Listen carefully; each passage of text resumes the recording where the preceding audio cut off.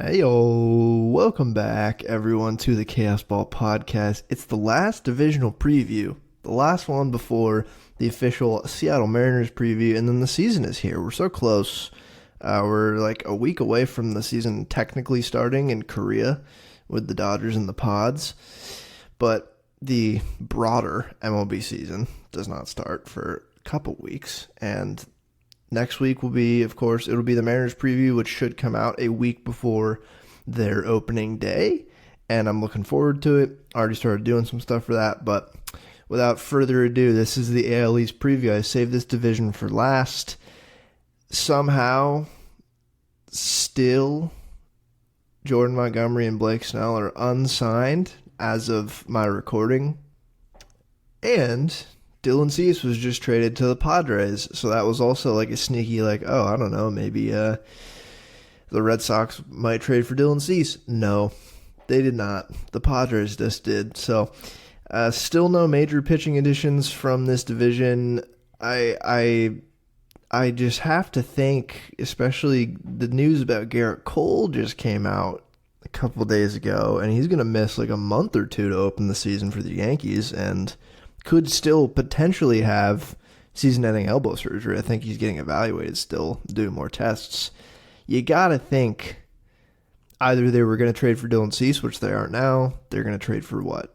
Who's available? Shane Bieber, or they're going to pay Blake Snell or Jordan Montgomery. You got to think they're going to acquire another pitcher. I don't think they're going to roll into the season Garrett Cole-less and without another frontline starter. I mean, they have Stroman and Rodon and Nestor Cortez at the moment. I think they could have, even without the Cole news, I think the Yankees probably could have used another pitcher, but now it's looking even more dire for their pitching staff that they might need to throw some money at one of those two guys who are still available. So maybe it'll happen as I'm recording. That would be pretty fun.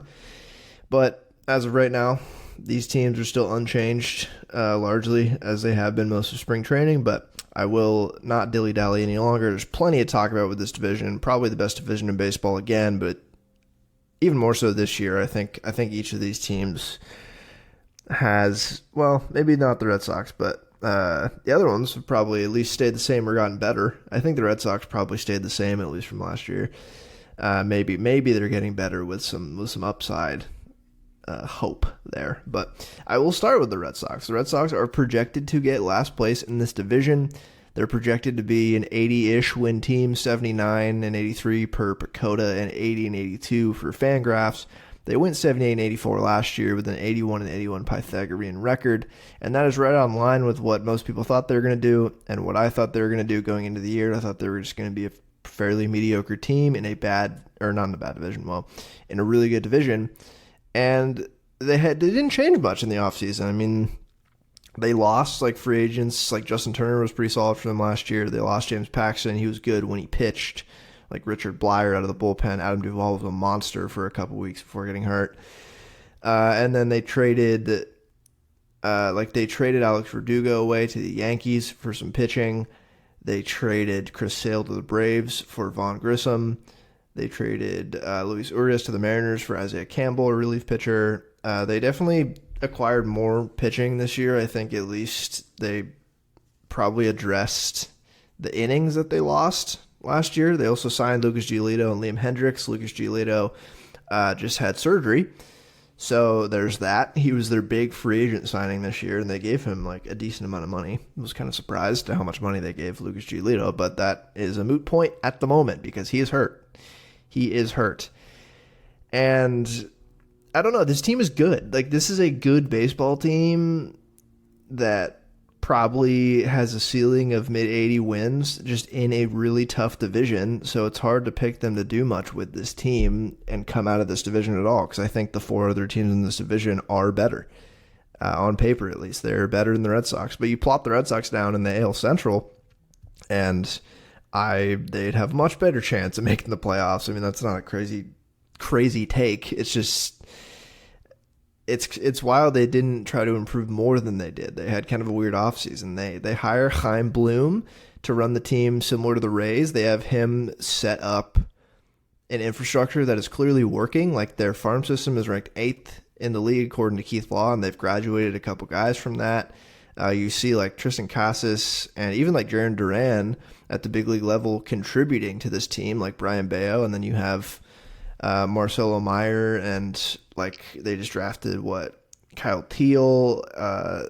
They have plenty of young talent on this team, and then they fired Chaim Bloom, and they hired what's his face, Craig Breslow, to go full throttle this offseason, and it's been pretty throttleless, if you ask me. This has not been a very full throttle offseason, especially with the pitching that's available and the lack of top-end pitching that this team currently has. Because the lineup is fun, and I'll start with the lineup. What Fangraphs thinks their opening day lineup is going to look like is Jarren Duran leading off in right field, Rafael Devers at third base, Trevor Story at shortstop, Tristan Casas at first base, Masataka Yoshida at DH, Tyler O'Neill in left field, I think it's Sedan, like a car, or Sedan Rafaela in center field, Emmanuel Valdez at second base, and Connor Wong at catcher. And that's a pretty good looking offense. Like, I think this is going to be an above average offense. Again, they were a good offense last year. I love Rafi Devers as just your anchor in this offense. He rakes. I'm a big fan. His defense has come a long way at third base from where it once was as a prospect. I don't know if I'm ready to say he's a great defender yet, but it was so bad that he's got it closer to just being average, and that's an absolute huge win. And then Tristan Casas, I guess, is the other guy I think is just going to anchor this lineup. He had such a good campaign last year as a rookie, and he just looks like an absolute boon for this Red Sox team for a long time. Like he put up 129 WRC plus in 132 games last year, 24 home runs, like really, really insane raw power on this guy, like 40 home run ceiling for sure as a first baseman with him. Defense, I don't think he's very good defensively, but it's first base. You know what are you going to do? And I really like how much he gets on base. Like his approach at the plate too, I think was so mature last year, at least from what I noticed. Like he walked almost 14% of the time, struck out around league average 25%, and hit 24 home runs in 132 games. That is a really good production from a rookie first baseman. That is exactly what you want. And as a lefty in Fenway, it's a great place to hit. Not necessarily home runs, but just in terms of hitting in general, it's a fantastic place to hit for especially left-handed hitters. So I think Casas is going to be a really good player for them long term. I think he's going to have a huge year in this lineup. And like him and Devers, the big lefty bats in this lineup will probably do a lot of damage this year. At the top of it with Jarren Duran, I like Jarren Duran. I like moving him out of center field now with right field. I don't know if he was exactly a great center fielder. It's good that he can play out there, but I think right field is a little bit better for raising his defensive floor, at least. And offensively, he had a really solid season. Another lefty who is not especially powerful, but it really plays to Fenway because he sprays the ball around a lot, and it's just a big ballpark. And he has, home run, like enough power to get into 15, maybe 15, 20 dingers. I don't know if a 20 might be the top end for him. He doesn't have a whole lot of power, but he really sprays the ball around. He's super fast, and he had a really solid year last year for this team. I think he's going to provide a lot of value on the base paths and just at the top of the lineup hitting leadoff. So I like Jarren Duran. Trevor Story, I got nothing for you. I have no clue what he's going to give you after he came back last year. He's had some weird injuries. He with this team, he signed with this team, and then he couldn't really throw the ball, throw the baseball. So you can't really play shortstop if you can't throw the baseball. But seemingly he can throw the baseball now because he's probably going to start at shortstop on opening day. But then you have Vaughn Grissom looming. They traded for him. I'm not super high on Vaughn Grissom, but I'm assuming he'll get some reps this year at shortstop, because I don't know if I trust Story to both stay healthy and produce. I mean, it was such a small sample the last 2 years, but the offensive sample is not good. And I guess you could convince yourself he was hurt and that's why, but I just don't. I don't know if I believe in Trevor Story at this point. in his career. But I don't know. I have like no prediction on him this year. Fangraphs thinks he's probably going to be a league average-ish player, which I don't necessarily disagree with. I'm intrigued to see what the shortstop defense is like, because if he's back to being in like a very solid, at least defensive option, and is a right-handed hitter in Fenway, just banking them off the wall, getting on base a decent amount, that's not a bad player, like a 2 to 3 win player. It's not exactly what they paid for, but I think you just want Trevor Story to play games. I think that's step number one in the right direction. And then Masataka Yoshida, who his defensive ability was the talk of the signing after him. I don't think there was any question about if he could hit, and he proved he can definitely hit in the major leagues, but defensive-wise, not good.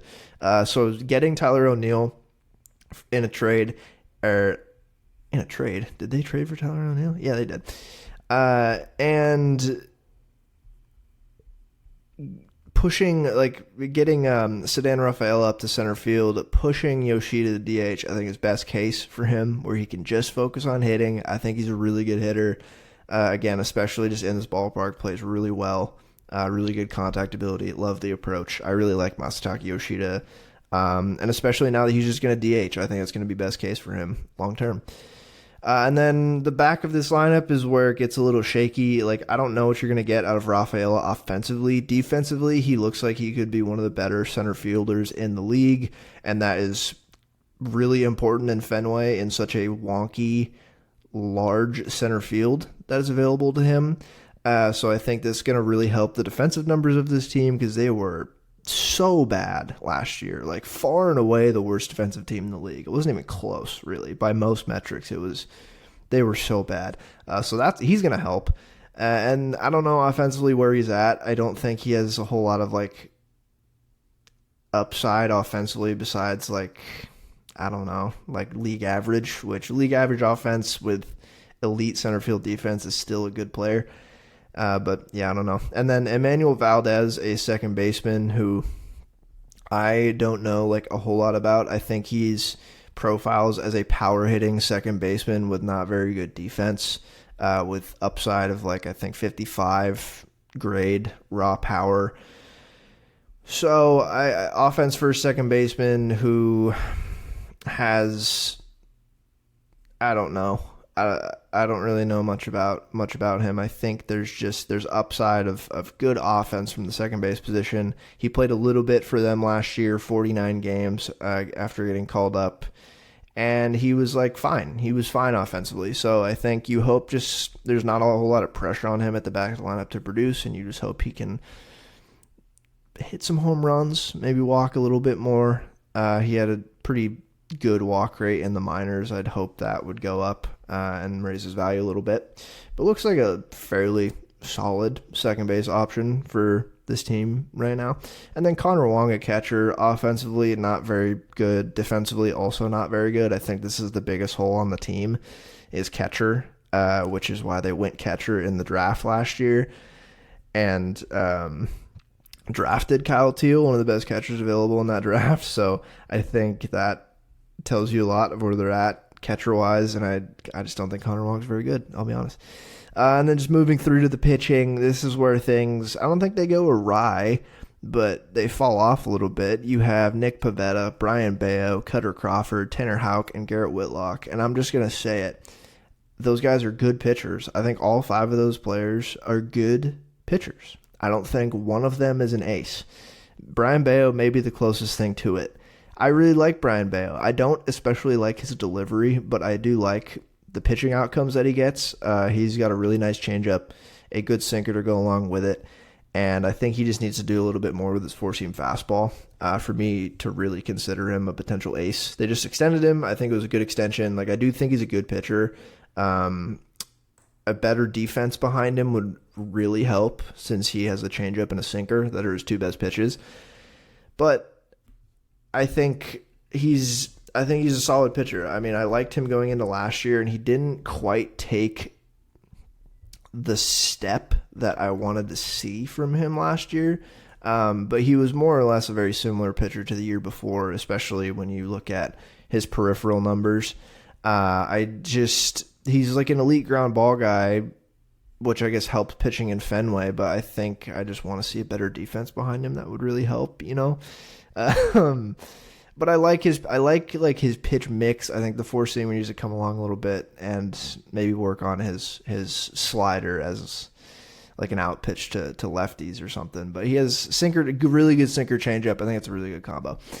Nick Pivetta, I mean, he just has a lot of pitches, really good four-seam fastball, and just a lot of like fine other pitches, which just helps a lot mixing up to hitters. And then I don't know, Cutter Crawford, Tanner Houck, Garrett Whitlock. Again, these are all like 3 through 5 on most teams, like fine pitchers. I just don't, especially pitching in Fenway. It's not ideal for this pitching staff. It's not, the ceiling is not very high on the staff, and that's why I'm so surprised they didn't go full throttle this offseason and sign Blake Snell or Jordan Montgomery or trade for one of the many pitchers that were available. Throw $400 million at Yoshinobu Yamamoto. I don't know.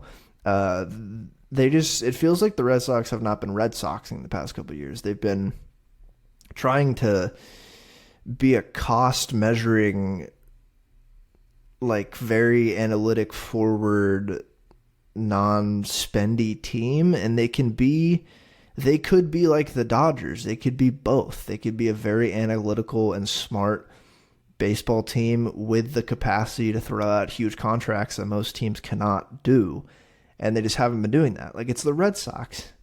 Come on, like, I don't know what they're doing. I mean, their owner might be maybe more focused on Liverpool right now than the Red Sox, investing more money into buying players for Liverpool. I don't know. It's just been weird because I think this pitching staff with an ace, like 4 to 5 win pitcher at the top of it, I would heavily consider this team to be more in the wild card mix and their divisional race.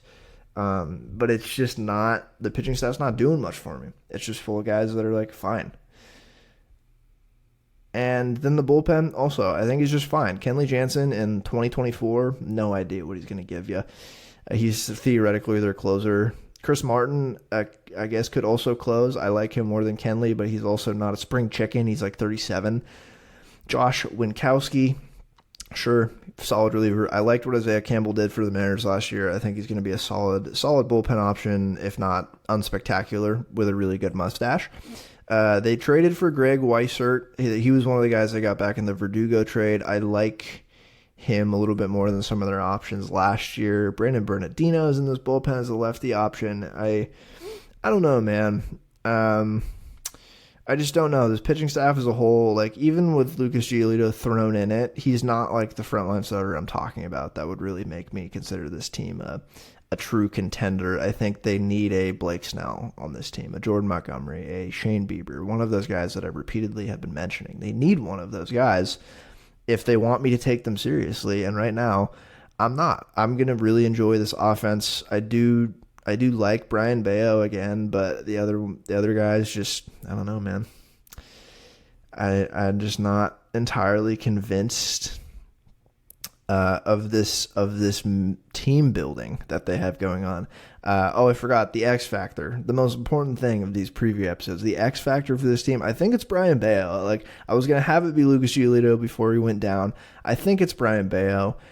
I think they're going to need Brian Bayo to improve upon the last 2 years if they really want to be a great team. I think he could do that. I don't know exactly what his ceiling would be, but I think if he gets his four-seam fastball cooking a little bit, it's a weird delivery, and the fastball shape isn't something I totally love.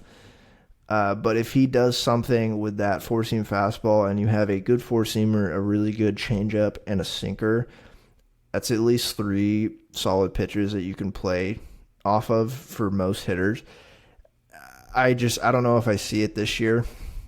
Fangraphs is projecting him to have a fairly modest year, like 2.6 WAR, like 4.2 ERA. That's like a little bit better than league average.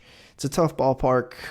Not a great defense behind him. Maybe a little bit better this year for a heavy ground ball pitcher. I don't know. He's the X factor because I think if he like soars into ace status, that would really do a lot for this team. But I think I don't know. I think more realistically, especially, and if he falls off. Like, that's what the X Factor combo is all about. If he tanks, that would be real bad for this squad. So I think he's my X Factor. And then the over-under for this Boston Red Sox team as I wrap up here is 77.5. That is a really tough one. I'm going to go over. I think they probably win like 80. I agree with the projections. This just seems like an 81-win team who's constantly 7 or like 6 games out of the wild card. You know, they're like almost close enough to push it all in, but not quite. That just kind of feels like what they're doing right now. So I'm going to go over 77.5 for this team. And I will move on to the next projected team in this division. And the next 4 projections are all, I'm not going to say all over the place, but there's some disagreement with the projection systems for the next 4 teams. But the next one I will be talking about is the lone Canadian team in Major League Baseball, the Toronto Blue Jays.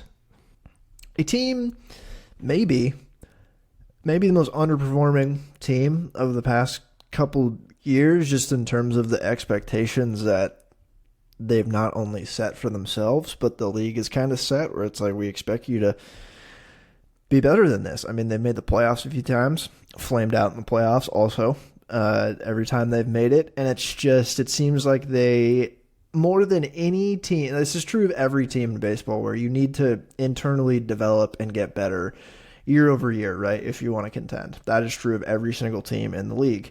The Blue Jays, it might be the most pivotal that they just get internal improvements to really propel them to a true World Series contender. Because like on paper they are, but they just haven't performed that way. It's been kind of a up and down for this core. And if they don't improve a lot this year and win the division or go to the ALCS or the World Series, I don't know if I'm ready to say if they don't win the World Series this year, it's a failure. But like, this core might be gone after this year or next year, depending on what happens. The core of like Springer, Bichette, Guerrero, and like, I guess to a lesser extent Alejandro Kirk, and then pairing that with Jose Barrios and like Kevin Gausman and Jordan Romano, and the bullpen has been here for a while. It just feels like it's a really good core that they've had, and they've really underperformed their expectations. And it goes to show you how quickly a very young, promising core can kind of collapse. And it hasn't collapsed yet. They're still here this year. But the key to this team is just internal improvements, because they didn't.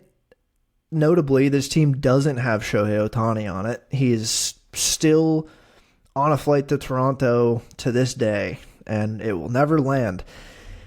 And they didn't necessarily need Ohtani, but boy, would Ohtani in the DH spot would have helped this team. But besides like almost getting Ohtani, they weren't super active in the offseason. Like, they lost a couple guys. They lost Matt Chapman. They lost Whit Merrifield. They lost Brandon Belt and a few relievers, Adam Simber, Anthony Bass, which, you know, fuck that guy, but they lost him.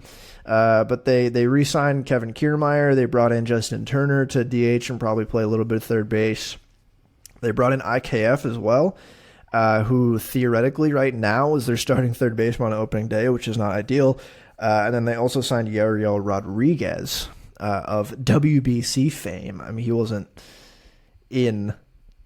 what should I say? They didn't sign him from the WBC. Is that the right term here? Cuban pitcher playing in Japan the past few years, had a really good WBC, and then the Blue Jays signed him to a decent deal. And I don't think he's going to start in the major leagues. I think they have him probably slated in the minors right now, but that was their offseason. Like, not like bad signings. They didn't get Ohtani, but at the end of the day, again, they didn't, like, this team just needs to get better internally, because a few guys had down years last year. Like, the range of outcomes for this lineup is vast. And I'll just get into what it looks like. I mean, they did win 89 games last year. Like, this is a good team, and they're projected by Pacoda to go 88 and 74. Fangraphs has them going a more modest 84 and 78, but that's like projecting a mid to high 80s win team is perpetually my nightmare of being a Mariners fan. But it makes sense with this team. Like, this is a team with a pretty high floor, but it's the ceiling where it's like if you get the best out of Springer, Vlad Guerrero, Dalton Varsho, Bo Bichette, like that's a scary, scary lineup. And they just didn't get that last year. Despite that, they still won 89 games because the pitching was so good and the lineup was still solid despite some guys taking a step back. And their lineup is as follows: George Springer in right field, Bo Bichette in shortstop, Vlad Guerrero Jr. at first base, Justin Turner at DH, Dalton Varsho in left field, Alejandro Kirk at catcher, Kevin Kiermaier in center field, Isaiah Kiner Falefa at third base, and Kevin Biggio at second base. Second base and third base looking a little tough at the moment for this team. But just the top of the lineup, again, this is a totally good team on paper. Like a very solid lineup on paper. And you could project them to win like 95 games, but will they? I don't know. Because George Springer had a real down year last year, not a very George Springer-y type of year, and you'd hope to get the George Springer you signed to be peak George Springer this year if you really want to be a serious baseball team. I think his power just kind of took a dip last year. He struck out slightly more. I think he had like similar batted ball luck too. He stole more bases. He was just not as effective offensively. Like the power kind of, I don't know if I want to say fell off a cliff, but his isolated power was down almost 60 points last year. That's not ideal. That's not what you want to see from an aging 34-year-old outfielder. I think you'd still expect him to be better than a 104 WRC plus this year, but if he's not, that's really unfortunate. And then Bo Bichette in the 2-hole at shortstop. I think Bo Bichette was every bit as Bo Bichette as he was the years prior. He just played in less games last year. The rate stats were super similar. You saw low strikeout or lower than average strikeout rate, low walk rate, hit the ball a lot, sprayed the ball around the park, hit for a good amount of power, played fine defense. He's a flawed defender, but not a bad defender in my opinion. He put up, like, the past 3 years, it's 5.1 F4, 4.5 F4, and 3.8 F4. So that's decreasing, but, like, he played 159 games, 135 last year. He plays 159 games last year. He puts up 4 to 5 WAR again. That's pretty consistent. And I think we can probably expect that from him this year. So I'm not super worried about Bo Bichette. I don't know if he gives you more production than that, but if he's just a 4 to 5 win player over a full season as a shortstop, that's a very solid player. Obviously, I'm not as worried about Bo Bichette as the next couple guys in this lineup. Vlad Guerrero Jr., man. Vlad Guerrero Jr. has... He might be the most disappointing player in baseball the past couple of years, and I hate to say it. But after the 2021 he almost hit 50 home runs. He looked like one of the best offensive players in the league, like top 3 offensive player in the league that year probably. And since then, he had a pretty good 2022. He didn't have as otherworldly of a season, but a pretty solid year at the plate in 2022. And then last year, just fine. Like, it was fine at the plate. But you need him to do more than a 118 WRC plus and 26 home runs in 156 games. He didn't change a whole lot, really, in terms of a lot of the rate stats here. Like, he walked a little bit more than 2022. He struck out a little bit less. Just power was down, and his big thing has just been launch angle. He hits the ball hard. He still hits the ball very hard. It's just been he needs to elevate the ball more. And I don't know what change was made from 2021 to now in terms of his swing and why he's hitting dramatically less home runs, but that's like, he is the key internal improvement that needs to be made if this team has World Series aspirations in 2024. He needs to get back to hitting 35 to 40 to 45 home runs, because he's not going to give you defensive value at first base, but you don't need him to if he's going to slash 270, 360, 550. Like, if he's going to hit 40 home runs, who cares what the defense is? But he needs to do that first. And then Justin Turner, I guess, is their DH, and I'm assuming we'll see him at third base. This is a team that could really use J.D. Davis if they went and signed J.D. Davis. the day after I record this. I wouldn't be surprised at all. That would be major helpful. That was a terrible phrase. That would be really helpful because Justin Turner, I'm not as confident in his defensive ability as he ages. I think he's still fine at the plate. Professional hitter for sure. IKF at the plate, not confident. I think IKF as a utility player is super useful. He can play every position on the diamond pretty well. So I think if you get an everyday third baseman to replace Matt Chapman, you're not going to get that type of Matt Chapman production. But J.D. Davis has been a pretty promising hitter, and his defense has come along in the past couple of years since leaving the Mets. And I think that would be a very serviceable option for this team that they should really try to get. And then you shift IKF into a full-time utility role. I think that'd be super, super helpful for this team. And then Dalton Varsho and Alejandro Kirk and Kevin Kiermaier. Like Kevin Kiermaier, we know what he is at this point. He's just going to probably still continue to provide Gold Glove caliber defense in center field. Oh, and Kevin Biggio's at second base. I don't think Kevin Biggio is a very good baseball player. I would probably expect to see more Davis Schneider there at second base. Maybe a Davis Schneider, Kevin Biggio platoon at second base this year with more Davis Schneider. I'll say it. I don't think Davis Schneider's going to have a 1,000 OPS the whole season like he did when he came up last year and lit the world on fire, but the projections do like him to have a pretty decent season. But okay, Dalton Varsho, Alejandro Kirk. Two guys, again, who had down years at the plate last year when this team really didn't need them to. Alejandro Kirk was one of the best hitting catchers in the league in 2022 and in 2023. Similar to what happened to a couple other guys on this team, the production at the plate went down with the power. He did not hit for as much power. He still walked and struck out around the same amount, 10%, as he did in the year before. That's one of the things that makes him a fairly unique catcher. He does not strike out much. He walks a lot. His power was just down last year. I think he suffered from some batted ball luck. I still think Alejandro Kirk and Danny Jansen is a pretty freaking solid catcher rotation, at least at the plate. And so I like Alejandro Kirk to have a little bit better of a season than he did last year at the plate. Dalton Varsho is really tough, and Dalton Varsho is my X factor for this team. It could be Vlad Guerrero. It could be George Springer. I think it's Varsho because they gave up Gabriel Moreno for him. And what he's going to give you at the very least is some speed and really good defense, especially in the corners. He can play a good center field. In the corners, it's only going to be better defensively. He played a full year last year, 158 games. There's not much more you could ask from a posting perspective there. And his walk rate didn't dip. His strikeout rate didn't increase last year from the year before.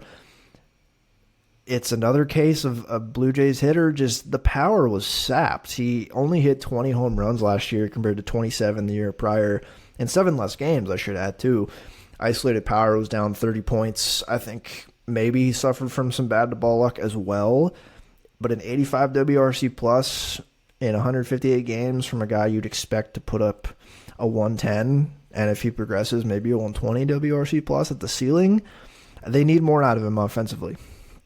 I'm not worried about the defense, but if offensively, if he's 10% better than league average, that's like a 4 to 5 win corner outfielder who can steal you some bags, play really good defense, and hit 25 to 30 home runs. I think that is a safe thing to bet on for Varsho. He just needs to prove it this year that he can do it in that ballpark. And he can also play catcher, which is really interesting. He's a really good outfield defender who can also catch, which is crazy. They don't need him to at all, but I like Varsho. He's a very unique player. I thought he was going to be an amazing player for them this year or last year, and he just was not. Something I definitely whiffed on in my predictions. And they're just going to need him to be a better offensive player. At the very least, he needs to be closer to league average than he was last year. And that is kind of this lineup. I mean, again, it's just a lot of internal improvements need to be made. And I don't know exactly how they're going to go about it. But on paper, it's like easily one of the best lineups in the league. Could it totally crater this year and keep trending in the wrong direction? Sure. Maybe for Springer. I like Kirk and Varsho to bounce back at the plate this year. Vlad Guerrero, no idea. I have no freaking clue. The projections like him to be better than the last couple of years, but the projections also liked him a lot last year, and he just can't stop punting the ball into the ground. That's what he needs to stop. So I don't know. I don't know what to make of the offense, but I will move on to the pitching. Pitching, I really do like Jose Barrios, Chris Bassett, Yusei Kikuchi, Kevin Gausman, Bowden Francis they have right now in the 5 spot with Manoah a little hurt, but I'm assuming Manoah gets that nod when he's fully healthy. Manoah is one of my big questions for this team this year, like everyone else's question. Like what an awful year he had last year. Totally just out of nowhere, out of the blue. He was also one of the reasons this team didn't quite reach its potential last year. He looks a lot better in camp. I know he gave up quite a bit of runs and a lot of his starts in spring training, but the velocity was a couple ticks up from what he was doing last year, and that's the only thing that I really care about in spring training for a guy like that is he looked better, and his velocity and his stuff just was a lot improved. The numbers were from last year, so that's really all you can really ask for at this point. And then the rest of the rotation, I like Jose Barrios quite a bit. Kevin Gausman, I love. Just one of the best pitchers in the American League. Great splitter. I think he's probably going to repeat similar to what he did last year. I really like him as a top of the rotation arm for this team. Chris Bassett as well, just a really solid option for them. I just love his curveball. Big fan of watching Chris Bassett pitch as well. His pitching staff's really good.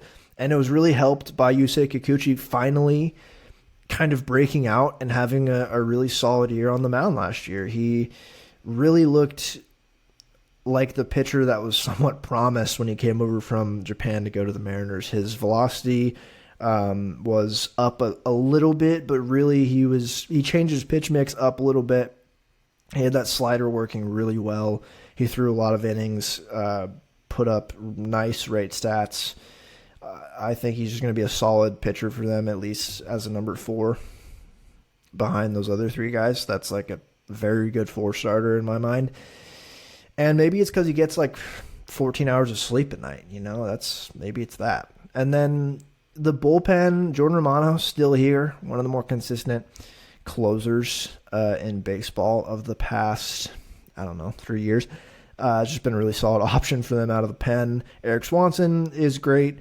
Yimi Garcia, Tim Meza, like Chad Green, Genesis Cabrera, Trevor Rogers, Mitch White. I think this is a really solid bullpen. One of the main reasons they were such a good team last year was this entire staff, rotation and bullpen. I see no reason to really be down on them going into this year, and I think it's just going to be a good staff. I think it's all kind of on the offense to reach its ceiling for this team to really win this division and go deep in the playoffs. It's up to the internal improvements on the offense because the pitching is there. The pitching is going to be good, and the offense has a pretty good floor. But it's like you need Vlad Guerrero to hit 30 home runs. You need Springer to hit more home runs than you did last year. You need just more power from the guys you expecting to hit more power. You know what I'm saying? And JD Davis at third base. Get IKF out of the starting lineup, and you'll be cooking. What is the over-under for this Blue Jays team this year? It is 86.5. I'm going to go over. I think this team underperformed last year, and they won 89 games. Don't see why they'd win under 86.5 this year. I'm going to go over. I think they signed JD Davis. I think that pushes them over the 86.5 win mark. Still a really tough division that definitely got better this offseason too, so I don't know where they're going to end up in the standings. But I think over 86.5 is a pretty healthy estimate for this team. And I will move on to the third team in this division, projected to get third or second or fourth, depending on what projection system you look at. The Baltimore Orioles, the division winner last year. Crazy to say. The 2023 AL East champion Baltimore Orioles. That is a wild thing to come out of my mouth after the past decade of Orioles baseball, seeing the lows that they hit and now the highs that they hit, and building off maybe the best vibes of any team in the league right now. Even they got swept in the playoffs last year against the Rangers, and yet I still think the vibes might be the highest of any team going into the year. Just a really young, a really fun team. They won 101 games last year. That's crazy. I do think they got a little lucky. Their Pythagorean was 94 and 68, but it's hard to win 101 games and not get a little lucky, So, and what did they do this offseason? I felt like the entire offseason leading up to the big trade that they made, the fans were just clamoring for pitching, and it felt like it was never going to come for whatever reason. It was like this team is a frontline starter away from really being a true contender, because even with the improvements of their pitching staff last year, which I don't think should be ignored, it still was not a amazing staff. Like the improvements we saw from Kyle Bradish and like Dean Kremer and even like Tyler Wells and Cole Irvin last year, I think it was still like we need a Dylan Cease, we need a Shane Bieber, we need a Blake Snell, Jordan Montgomery, Yoshinobu Yamamoto, any of the pitchers that were available, Tyler Glasnow, and none of them are on the Orioles right now. But who is Corbin Burns. They made that huge trade for Corbin Burns and gave up Joey Ortiz and DL Hall. DL Hall they were using as a reliever. The Brewers are going to use him as a starter and probably get a lot of good stuff out of him because the Brewers are good at developing pitching. And Joey Ortiz was a shortstop, third base prospect in a system full of infield prospects. He was probably the best defensive prospect they had infield-wise.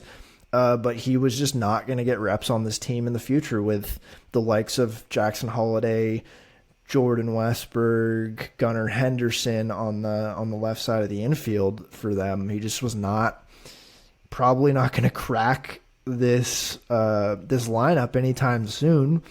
So I was so surprised that they managed to get Corbin Burns and they didn't give up Kobe Mayo or Heston Kjerstad or Colton Cowser. I was so surprised they didn't give up any of those guys. I would have expected at least one to go back for Corbin Burns, but I guess like Corbin Burns only has 1 year left on his deal. He had kind of a down year last year. I guess the price was cheaper than maybe it would have been trading for him last year, but it was huge that they were able to hold on to those three guys because I think they still kind of have a glut of both outfield and infield prospects who all look like each other. It's a blonde-haired, blue-eyed prospect group, man. But that still gives them plenty of options like this season if they need to trade for another starter or some relief help, which I think they could probably use. But Corbin Burns, a huge ad for this team. I mean, it skyrockets them into like potential repeat champions without a whole lot of luck involved because I think they just needed that. They needed the frontline starter. But I will talk about the pitching staff after the offense like I usually do. But the projections for this team are pretty modest. Pacoda has them going 86 and 76, and Fangraphs has them going 83 and 78, which that doesn't add up to 162. Clearly, I inputted that wrong. It would be 83 and 79. Whoops. But either way, Fangraphs clearly hates the Orioles. No, I see why, I guess, they might be more modest on this team is because still I think the back of the rotation and a lot of the bullpen, there's big question marks for this team. But the offense looks like it's going to, again, be one of the best in baseball. Super exciting, super young. You have Cedric Mullins in center field. And this is lineup 1 through 9. Cedric Mullins and then Adley Rutschman at catcher. Gunnar Henderson at shortstop. Anthony Santander in right field. Ryan O'Hearn at first base. Ryan Mountcastle in DH. Austin Hayes in left field. They have Jackson Holliday cracking the opening day team at second base with Jordan Westberg at third base. And then you have like Colton Cowser, they project to be on the bench right now as a bench outfielder. Maybe he platoons with Austin Hayes this year in outfield. He's had a really good spring for what it's worth. And then like Jorge Mateo, Ramon Urias still kicking on the bench as infield depth for this team. And then again, they have Kobe Mayo in the wings, who is a third base prospect. Heston Kjerstad as well, who's a outfield prospect who likely will probably see those guys this year as well, I imagine, or they get traded. I don't know. It's just a really good lineup. I mean, I love Cedric Mullins.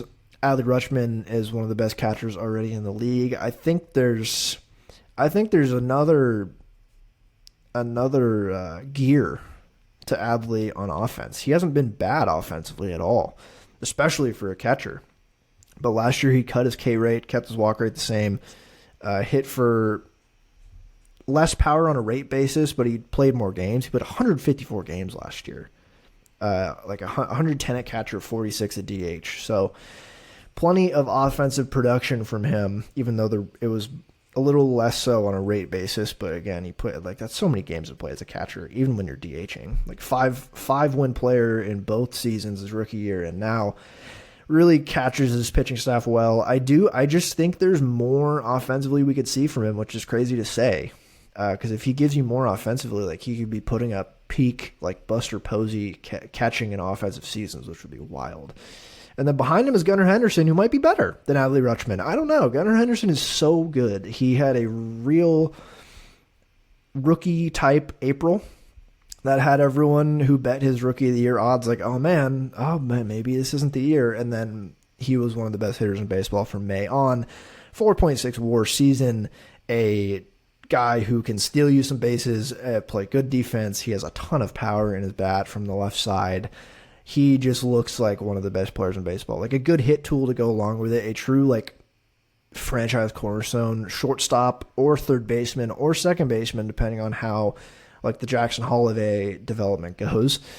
But I love Gunnar Henderson. Anthony Santander, I feel like has been one of the more underrated hitters in baseball the past couple of years, just from both sides of the plate. Provides you plenty of power and has just been improving. And he's been really good for this team. Been definitely one of the longer tenured Orioles for sure right now. Just off the cuff, I think that's fair to say. Him and like Cedric Mullins. Same with Ryan Mountcastle. Ryan Mountcastle in the DH spot. I think if there's anyone's immediate playtime is affected by these prospects coming up, it's Ryan Mountcastle. I think if he doesn't quite come out of the gate being real good, and he's been really solid at the plate the past couple of years. He hasn't been bad. He's been really good. But I think we could see plenty of Colton Cowser or Kobe Mayo or Heston Kjerstad or even Jordan Westberg at DH this year for them. Austin Hayes still in the outfield for this team, another one of the longer tenured Orioles on this team who's still in his 20s. Like the old guard on this team is like 28, 29. And then the new guys are all like 23. It's not like the veterans on this team haven't even hit 30 and had their first free agent contract yet. It's absurd. But he had a really solid year last year, Austin Hayes. I think safe to say he'll be penciled into the lineup until he doesn't hit. But I think like at the very least, it'll be a platoon between him and Cowser in left or right field. And then Jordan Westberg, I think he was one of the earlier guys to get called up from this prospect group last year to play at third base. He came up as like a second base, third base type.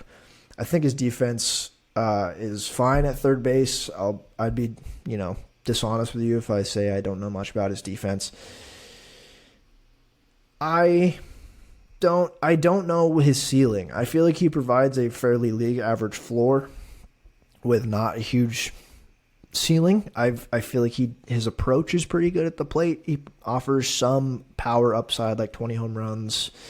But another guy I can see maybe getting less play time if Jackson Holiday comes up and is amazing and plays short. They could play Gunnar Henderson at third base. Kobe Mayo, if he rakes in the minors to start the year and they promote him to third base. I mean, they got so many options. And then Jackson Holiday they have at second base, man. I think he'll probably start the year on this team. They're incentivized to with the new rules. They could get, if he wins Rookie of the Year, which he'd definitely be the favorite. I think like the real only question for him is where is he going to play. I think Gunnar was so good at shortstop last year. It makes sense that he'll come up as a second baseman, but with the option of playing shortstop, maybe he's just their long-term second baseman who is one of the more polished hitters in the game. His swing is beautiful, really good hit tool, very projectable power. He's definitely put on weight since last year, and he's only 20 years old. So even if he doesn't hit for a ton of power this year, you see his swing and you see the body type, and it's just so projectable of like if he's potentially a 30 home run guy good second base defense, high average, gets on base at a high clip, just like seal it, like sky's the limit for Jackson Holiday. He's best prospect in baseball for a reason. It's an embarrassment of riches over there with the Orioles, and I think it's super useful. Again, if they need to acquire any arms at the deadline this year, they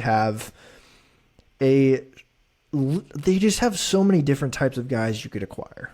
You know, you could get an older guy closer to free agency with less control who's still going to give you solid offensive production, like Ryan Mountcastle, Austin Hayes, even Anthony Santander. Or you could be like, give me Kobe Mayo, give me Heston Kjerstad, give me Colton Cowser, give me Jordan Westburg, give me one of the young guys. There's so many options for this team if they go down the trade route.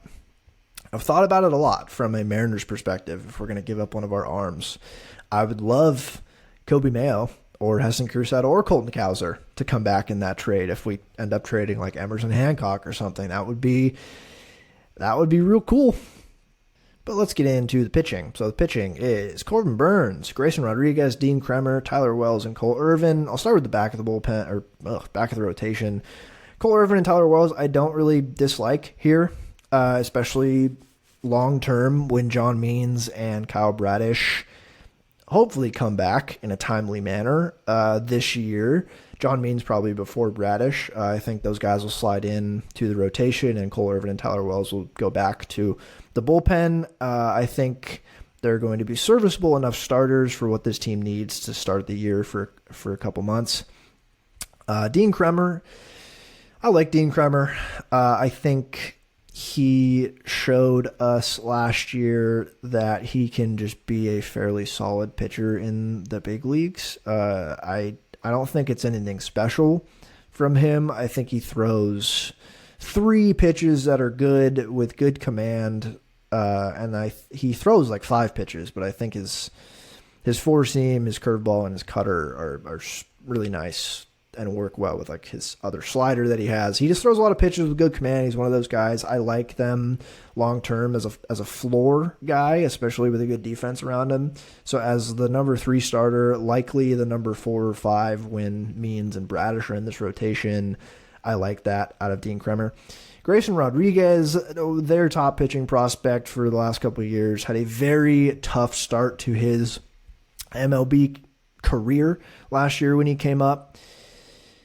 But he got sent down, and then he came back up later in the year and looked fantastic. Even when he wasn't pitching well, you saw the stuff. His fastball is great. His changeup is great. I think his slider is very promising to work off those two. He has a curveball as well. He looked every bit as promised when he came back up after his second stint in AAA, or his stint in AAA last year in between his start at the year with the team. And then if I remember correctly, he got shelled in the playoffs, but that's okay. He looked really good. I think a lot of people were expecting big things out of him this year. And then Corbin Burnes, my X factor for this team. Corbin Burnes. Traded for him to be their ace. He's going to be their ace. I really like Corbin Burnes. He's been super durable the past couple of years. He wasn't as good last year as he was in 2022. But he was damn close, and I think he's just going to be something they absolutely need. But if he somehow has a fall-off this year, X-Factor-wise, that'd be real bad. But I think he's probably going to be really good for this team, I will be honest. He's my X-Factor because they need it. They need this ace type. And it's really crucial for him to be the ace and not put that on Grayson Rodriguez in his young career. However good Grayson Rodriguez is this year, it's going to be a little bit pressure off with Corbin Burnes on the team, which I think is really nice. And then going to the bullpen, their lone free agent signing this year was Craig Kimbrell. I don't really know how I feel about Craig Kimbrell in 2024 as an out-and-out closer, but he seems to, at least they're going to start the year with him in the closer role. And then they have Yennier Cano, who really broke out as a really good relief pitcher last year. The tough part is they're going to miss Felix Bautista, the Mountain, all year this year, which sucks. He is one of the best back of the bullpen arms the game has to offer right now. So that really sucks. But they got good contributions last year out of like Danny Coulombe and CNL Perez and like Tyler Wells and Cole Irvin when they worked out of the bullpen. I have questions outside of like Kimbrell, Cano, Coulombe. I think they kind of need Dylan Tate to rebound a little bit. I guess rebound is the wrong word. He didn't pitch at all last year, so him pitching this year at all is a plus. His stuff is really nice out of the pen. Really fun slider. They're going to need him to be pretty good for them this year to pick up the slack of missing Felix Bautista. I have questions about the other bullpen arms. I think they could stand to add another solid, dependable arm or two in this bullpen, but that can be accomplished at the deadline. And I think if they're in it again, it's hard to predict what this team's going to do. But with new ownership, I feel like they're more bought in, and I feel like they will probably try to add some arms at the deadline. But this pitching staff and the bullpen depth specifically is where I think they'll probably lose some of the wins, and I think that's probably what the projection systems think as well. But largely, I think this team is going to be quite good, and I don't know. It's tough to pick them to win the division again, but I think the offense is going to be really good again. Corbin Burns and Grayson Rodriguez at the top of that rotation. Like, I think it's going to be, at the very least, a really fun team to watch. And what is their over-under? It is 90.5. Ooh, boy, 90.5, man. 90.5. I'm going to go over 90.5, I think. I think they win 91 to 92 games. I'm not going to go way over. I feel like they're not going to win 100 games again like they did last year. But 90.5 feels low for what this team did last year, and it feels like they have gotten better in the offseason. And so over 90.5 feels like a healthy pick to me. So I'm going to go over 90.5, and I will move on to the next team in this division, the Tampa Bay Rays. They won 99 games last year with a Pythagorean of 100. So really the Rays had quite the year. And I don't want to toot my own horn, but it was pretty high on the Rays going into last year. There was eerily little talk of them in the offseason.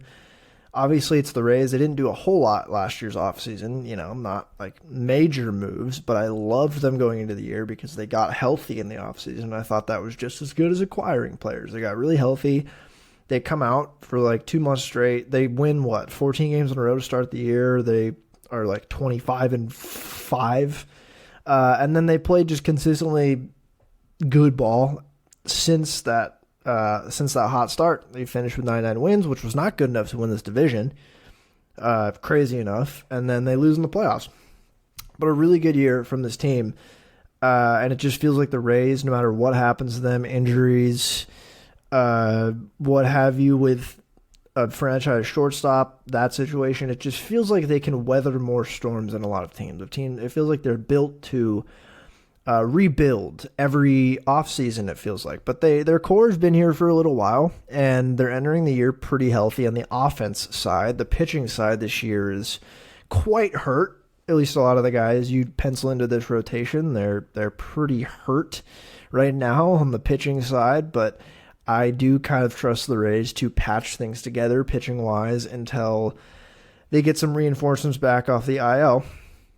And the projections like them to win high 80s in games, 87 and 75 by Pacoda, and Fangraphs has them at 86 and 76. I think that is fair.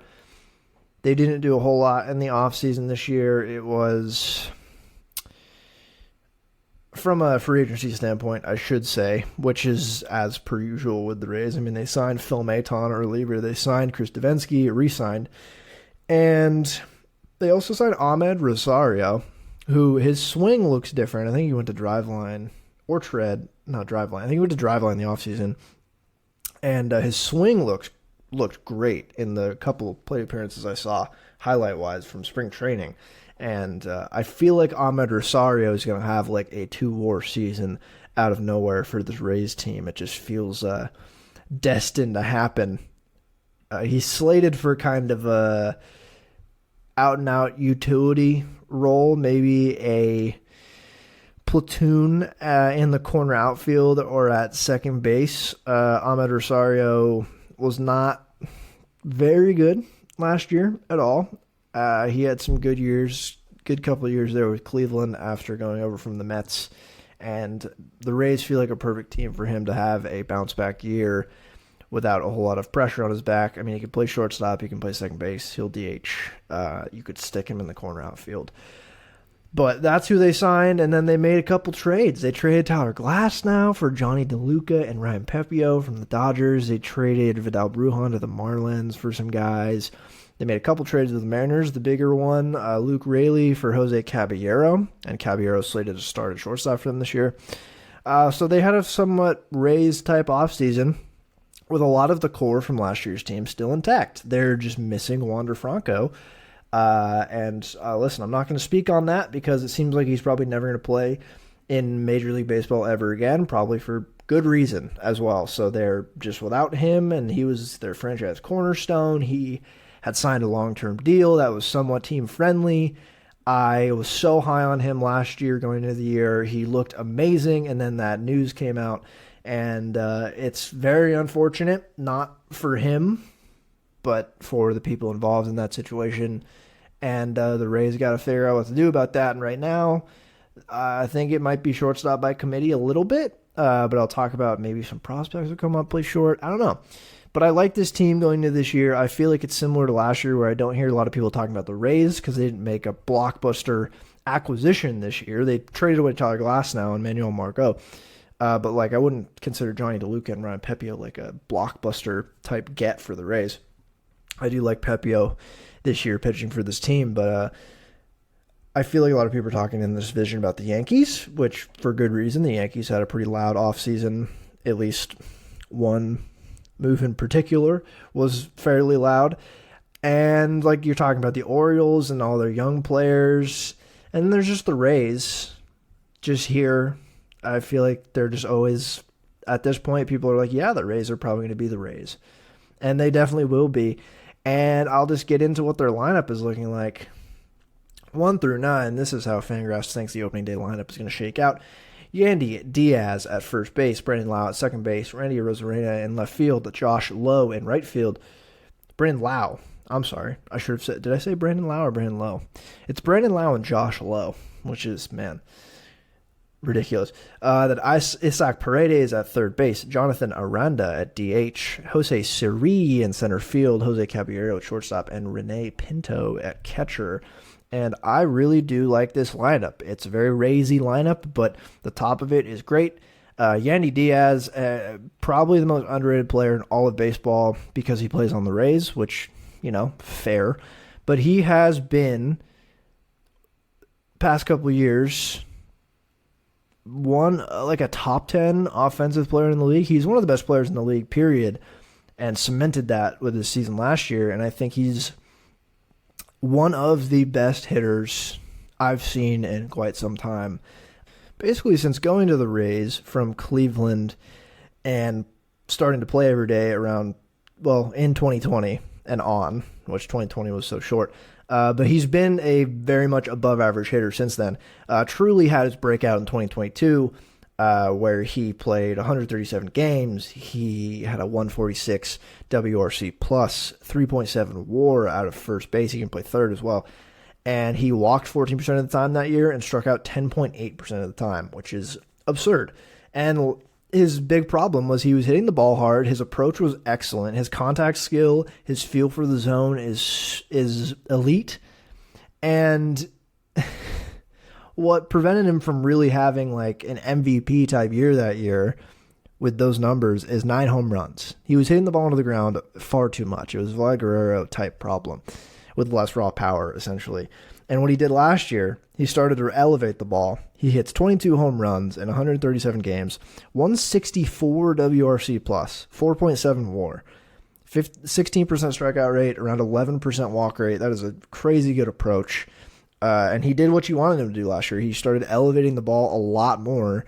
And with his contact ability and raw power, that's not insane raw power. It's fairly modest raw power. But it's just the approach and the contact that makes him one of the best hitters in the league. And I love Yandy Diaz. I love him going into this year.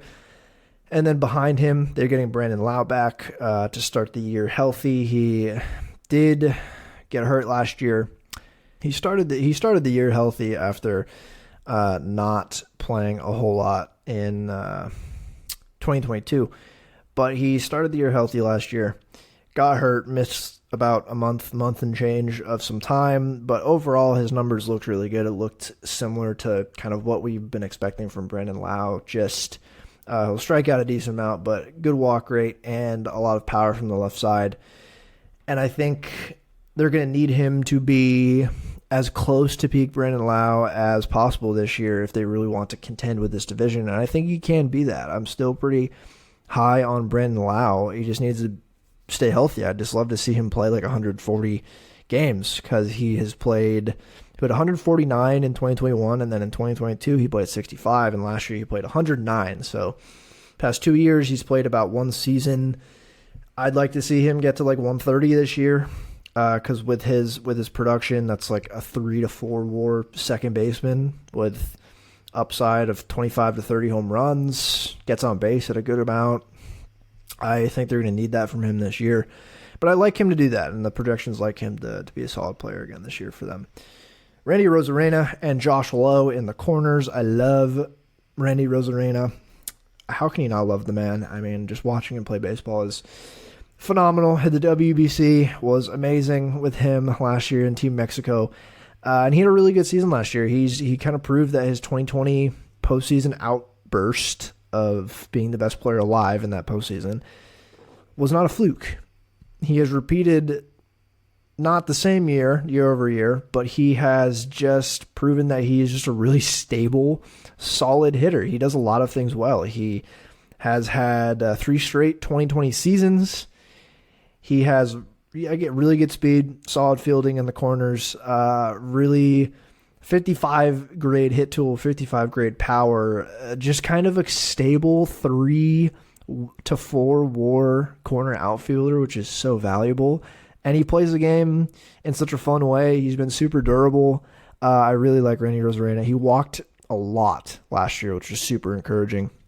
His strikeout rate hovered a little around league average, but he raised his walk rate, and he hit for roughly the same amount of power as he did the year prior. I mean, 23 home runs, 95 runs, 83 RBIs, 22 stolen bases last year, 3.3 WAR. He's just a really solid player. And then Josh Lowe had kind of a breakout year in the corner outfield last year. And I don't know if I like him to be 30% better than league average at the plate this year, but I think we can expect good production with solid speed. I think we can suspect close to at least a 2020 season. He stole 32 bags last year, 20 home runs this year. Probably something similar to that, I imagine. I think he definitely had some batted ball luck go his way. So maybe he doesn't repeat like almost a 4 WAR, 131 WRC plus season, but I think we can safely expect from him a solid year from the left side of the plate, in which they can platoon Ahmed Rosario or Harold Ramirez out there with him. And then Isaac Paredes right after Josh Lowe, and that is a 1 through 5 that I think is just super well balanced and will produce a lot of runs as they have the past couple of years for this Rays team. Isaac Paredes is, I guess, similar to Yandy Diaz in terms of just really good hit tool, really good feel for the strike zone, does not strike out that much, walks a good amount. What really, he broke out in 2022 as well, and then he just added to it last year with a lot more power numbers, and he's not especially powerful dude. He's not that big. What he does is have tremendous pull ability and has a lot of pull side home runs, which it goes to show if you have the right swing and approach and timing, you don't need to be this super jacked dude to hit a lot of home runs. He hit 31 home runs last year, and his raw power grade is 50. It's just a lot of home runs to the pull side, which is super valuable, and he has tremendous contact ability. So maybe it's a Josh Lowe situation. Maybe he had pretty good batted ball luck last year. A guy who relies a lot on just putting the barrel on the ball. Maybe he doesn't put up almost 4.5 WAR, but I think safely it's going to be like 120 plus WRC plus, like 3 to 4 WAR from the third base position. Again, just a really solid guy at the plate. And then after, this is where it gets like not dicey, but interesting to me. Jonathan Aranda, they have a DH on opening day. I imagine we'll see plenty of like Curtis Mead and Harold Ramirez at the DH spot this year. And Jonathan Aranda Raked. When I say raked, he was one of the best hitters in AAA last year. Gets called up, plays about a month and change. Didn't especially love the strikeout numbers, but you saw he can really impact the ball, similar to Isaac Paredes in terms of his hit tool is his best. He's not like a super powerful guy, but I think he can definitely hit some home runs if he wants. I'm intrigued to see what he does this year. They have him at DH. He can play first. He can play basically every infield position, probably except shortstop. So I think they'll probably move him around the diamond plenty this year. Jose Siri in center field had an offensive breakout last year. Definitely had an offensive breakout. I don't know if he's that player. I mean, 106 WRC plus is not groundbreaking, but he just had 25 home runs last year. He struck out a lot, but he hit for a lot of power. I guess he's pretty tall. He's kind of a lanky dude. I love him as a floor guy in center field because he can play center field really well. Maybe he doesn't hit for that many home runs this year, but I think at the back of this lineup, a little bit of power there. I like that. And then Jose Caballero and Rene Pinto. Rene Pinto, I don't know exactly what he's going to give you from the plate, to be honest. But he's going to play a lot of catcher this year. They don't have a lot of other great options at catcher. I think hopefully he'll be a league average bat with a little bit of power. Really good, not really good framing, solid framing. Really good pop time from a catcher, can throw guys out pretty well. And then Jose Caballero at shortstop. I think he'll play a lot of short and second base and maybe third this year for this team.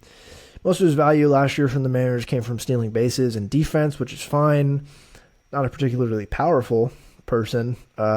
Fine contact ability, I guess. He's going to have like a 4-WAR season for the Rays after moving from the Mariners to the Rays. That's going to make me mad. But yeah, that's the lineup. I like the lineup. The only big question I have is they have this prospect named Junior Caminero, and I love Junior Caminero. I don't know when he's going to be up because they announced he's going to start the year in AAA. He has 80 potential grade power, like a tremendously powerful man who's coming up as a shortstop. I don't think anyone thinks he's going to be a shortstop. I think at best he's going to be a third baseman and a DH. Maybe they can put him out in the corner outfield. But I want to see him this year. We will see him at some point this year. I think there are, there's probably some strikeout concerns here, but his power is almost elite, and he's 20 years old. So I think he is going to be huge this year for this team. If he can come up and play to his potential, that would be massive. I think he's going to. I believe in Junior Caminero. So I like this lineup. And then to the pitching.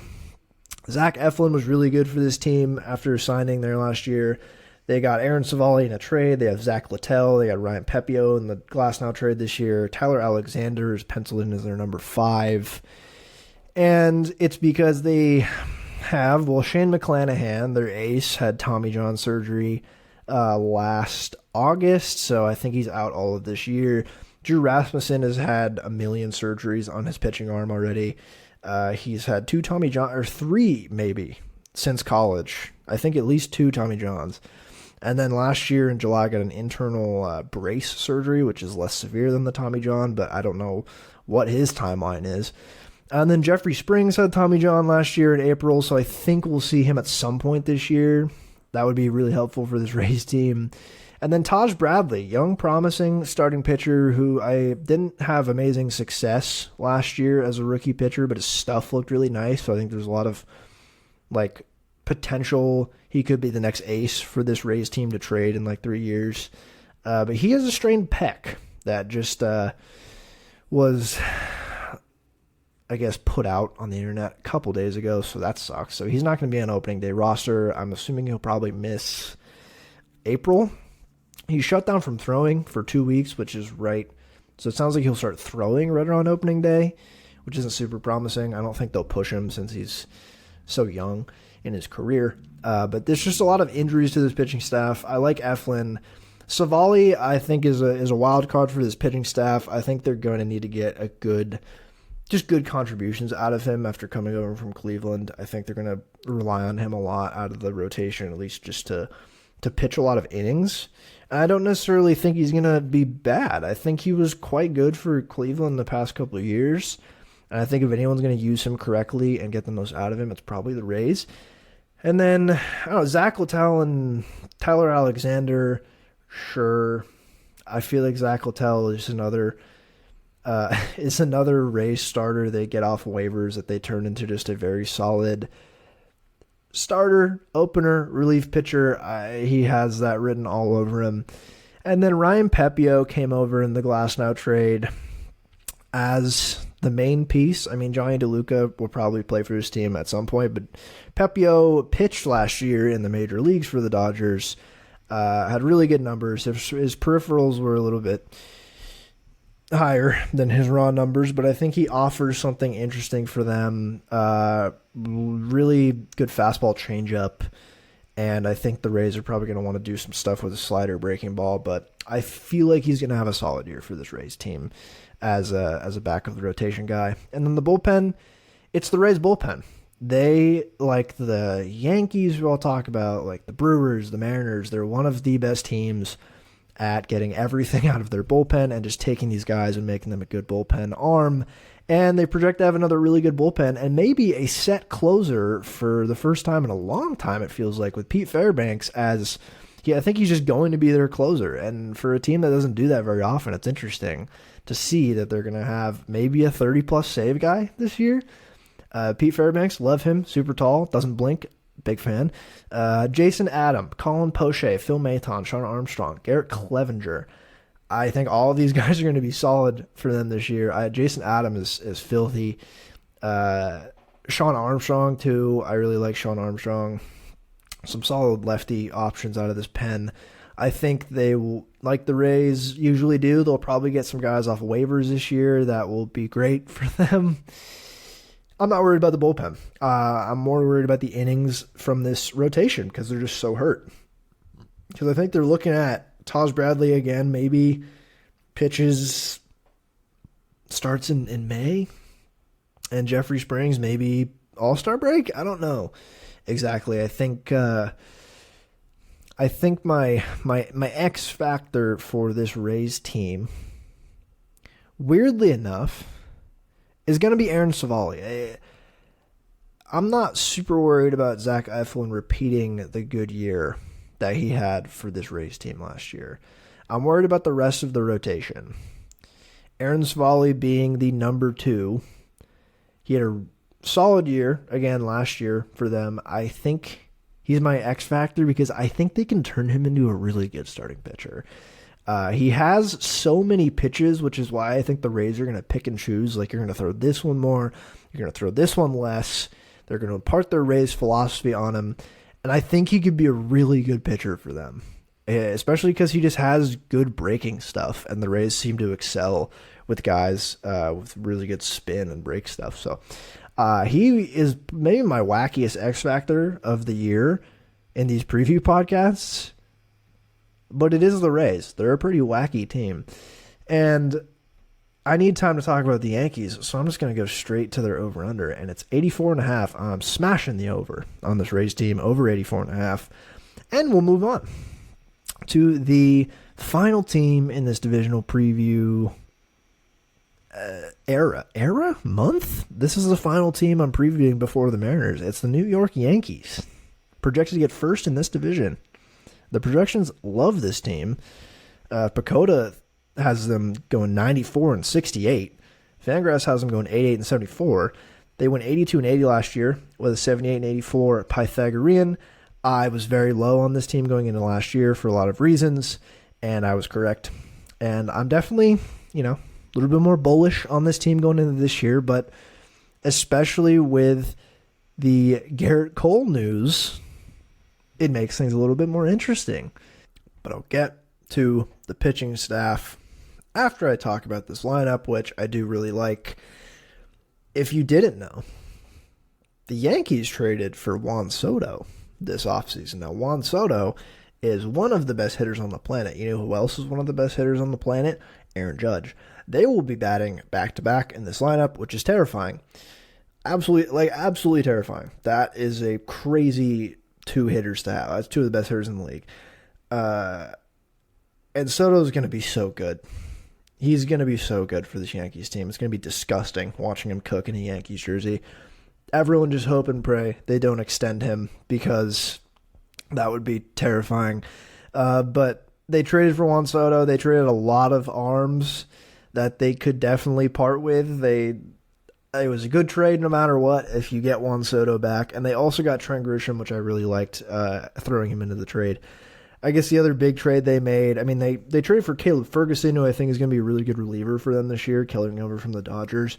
They also traded for Alex Verdugo, who is going to start for them in left field this year, and I think is going to be a really solid option. But this is how their lineup reads. DJ LeMahieu at third base, Juan Soto in right field, Aaron Judge in center field, Anthony Rizzo at first base, Gleyber Torres at second base, Giancarlo Stanton at DH, Alex Verdugo in left field, Anthony Volpe at shortstop, and Austin Wells at catcher. A interesting lineup.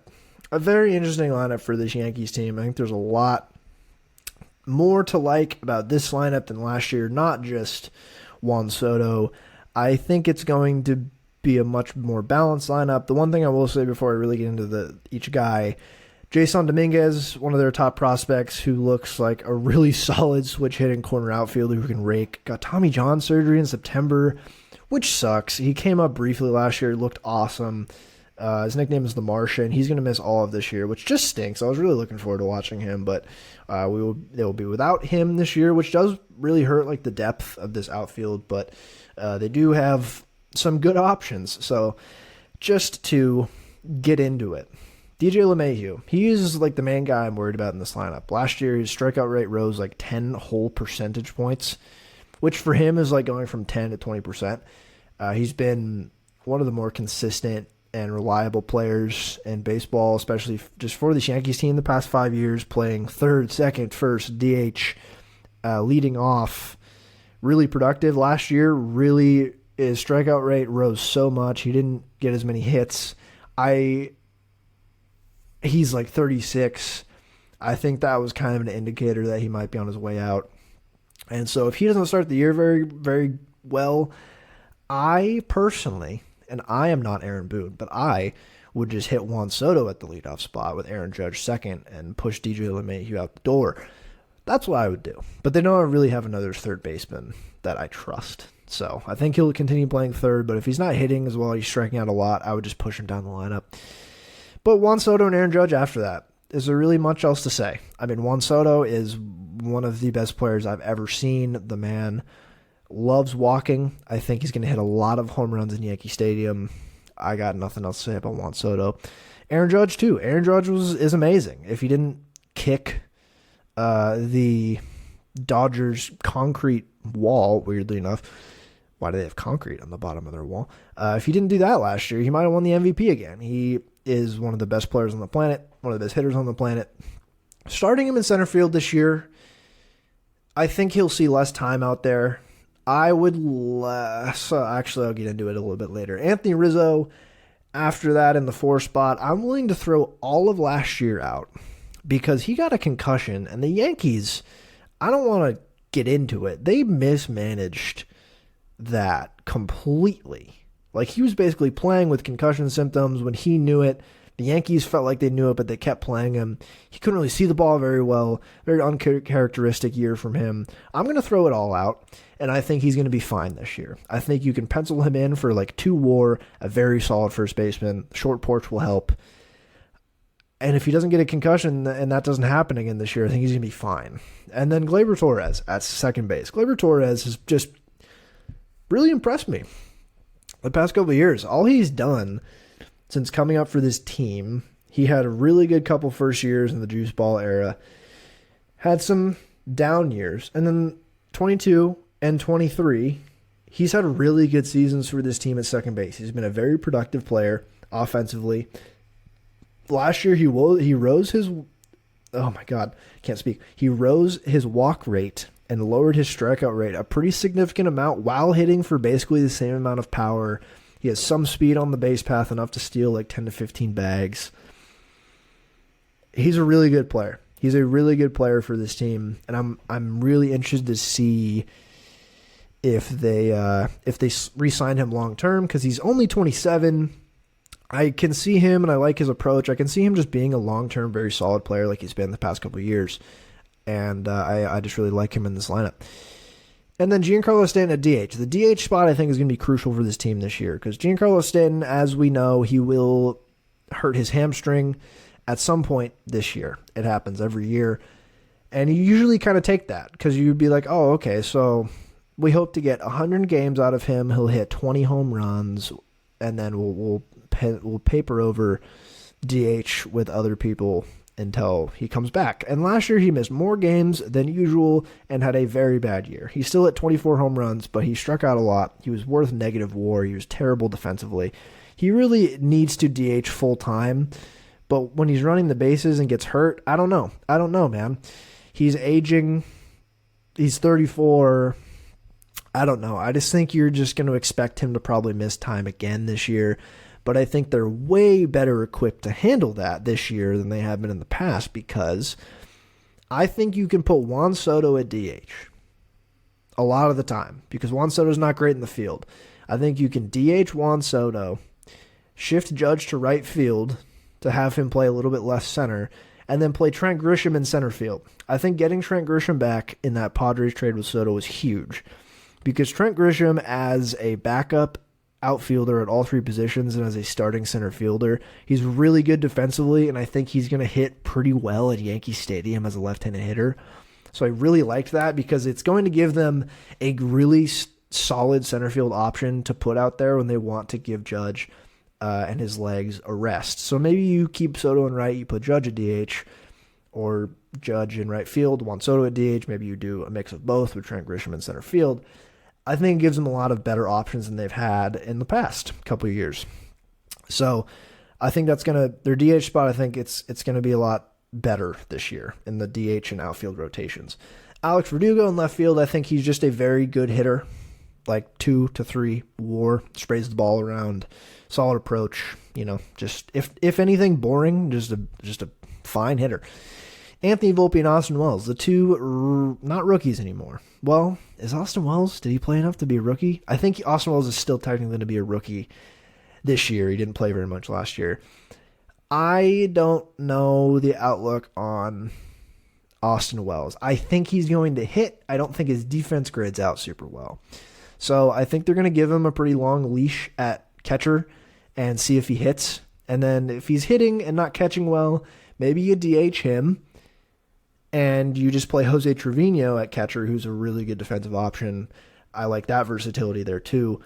And then Anthony Volpe at shortstop. He played almost every game last year. I think he did a good amount of things you wanted to see from a rookie shortstop. He didn't hit particularly well, but I think you saw as the year went on, he started to mature a little bit in his approach, and I think there's a reasonable expectation he will improve at the plate this year.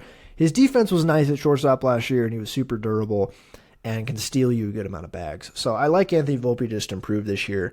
I'm hoping to see him put up like league average numbers at the plate, and that is this offense. I like it a lot more than in recent years. It's a lot more balanced. It has Juan Soto in it. That's a plus. I'm worried a little bit about DJ LeMahieu, but I like the more positionally versatile group that they have this year than like the last couple of years. So I think the lineup's going to be great, honestly. And the pitching, little bit worried about the starting pitching staff. I'm not going to lie. Garrett Cole is out for like a month or two, and I think there's reason to be scared that he's going to be out for the year and miss some time next year. He's going to get MRIs. He's going to get specialists to look at his elbow. This is the precursor to Tommy John or internal brace surgery. Now, maybe it's nothing. Maybe it's a sprain, and he misses 2 months and comes back and is Garrett Cole. Or maybe he gets surgery and misses the whole year. Both of those, I think, are like equally as likely right now. And without Garrett Cole in this rotation, it's a lot shakier. Like a lot. Without him in this rotation, it's Nestor Cortez, Carlos Rodon, Marcus Stroman, Clark Schmidt, and Clayton Beater.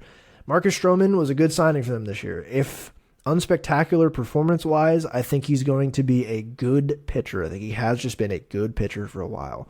Not necessarily an ace, just a very solid pitcher. I think his sinker, slider, breaking stuff is going to be played better in Yankee Stadium than a lot of other places. I'm sure he might be zapped a little bit by the home run, but he has ground ball stuff, so that helps. And Nestor Cortes and Carlos Rodon. Nestor Cortes had a not great year last year after having a tremendous 2022. He did also get hurt last year. He got hurt by the home run more than he did years prior, and I think he got a little bit unlucky in that category.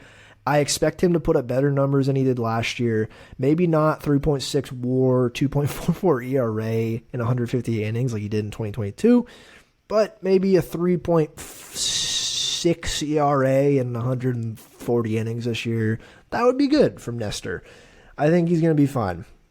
And between him and Marcus Stroman, that is an annoying pitching duo because they both throw quite deceptive pitches and also mess with timing constantly. So I think it's going to be fun to watch both those guys pitch this year. And then my X factor for this Yankees team is Carlos Rodon, a man who did not have a very good start to his Yankees career. The worst fan base in the entire world to put up your worst numbers in your career over like 60 innings. So he had like a forearm strain. He missed a lot of the year. He comes back, and he's awful. He looks terrible. Genuinely one of the worst pitchers in the league, like maybe the worst when he was pitching. Him and Adam Wainwright. But I like him to at least be better than like a 7 ERA this year. I don't think we're going to see him return to 2022 Cy Young type form, but he's my X factor because I think he can return to being like a sub 4 ERA pitcher. I think he can definitely do that. His stuff has looked way better in spring training. Like the velocity is up. I think last year he was still just dealing with injuries and he had such a tough start to his Yankees career. And when the fans were booing you and shit, that can't be helpful. But I like him to at least be better than last year, which is a very low bar. But he's my X factor because if Garrett Cole's out for the year or like 2 months like they think he's going to be, they're going to need Carlos Rodon to skew closer to the last like 2021, 2022 numbers. They're going to need him to at least be league average, at least, if they want to have a pretty good pitching staff. And then the other two pitchers in this staff, Clark Schmidt and then Clayton Beeter, is penciled in a rookie as their number 5 starter to open the year. Clark Schmidt, I do like Clark Schmidt's stuff quite a bit. He's a converted reliever for them. He was really good relief pitcher in 2022, and basically out of necessity, they pushed him into a starting spot last year, and he performed admirably. I think as a 4th or 5th starter, he's fine. He's fine. I like his stuff a lot. He pitched 159 innings last year, which is just a lot after pitching 57 out of the bullpen the year prior. So maybe that affected his numbers a little bit. Maybe, I don't know. They're going to need a lot of innings out of him no matter what this year. So we'll see what they get from Clark Schmidt. And then Clayton Beeter is a prospect. I don't really know what to expect from him. I think there's a pretty good shot that Luis Gil starts more than Clayton Beeter this year, especially if Cole misses a lot of time. Luis Gil missed all of last year with Tommy John, I'm pretty sure, but looks really good in spring. By looks really good, I mean he's throwing gas again like he used to, and his stuff looks really nice.